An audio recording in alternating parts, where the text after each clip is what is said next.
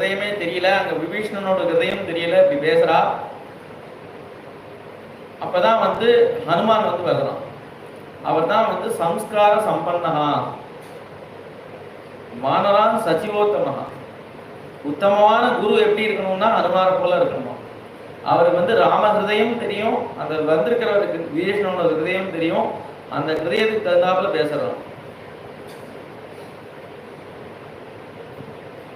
ஏன்பா ஒருத்தர் வந்து வேஷம் போட்டுன்னு வந்தார் அப்படின்னா தானே தன்னை அறிமுகப்படுத்திப்பறா, நான் தான் விபீஷணன் ராவணனோட தம்பின்னு அறிமுகப்படுத்திக்கிறேன். யாராவது ஒரு சாரணம் வந்து இப்படி சொல்லுவானா எங்கேயாவது?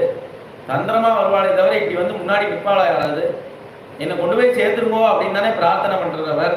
அவரை போய் ஸ்பையா இருக்குமோ நீ சொல்றியே, இது சரியில்லை அப்படின்னு.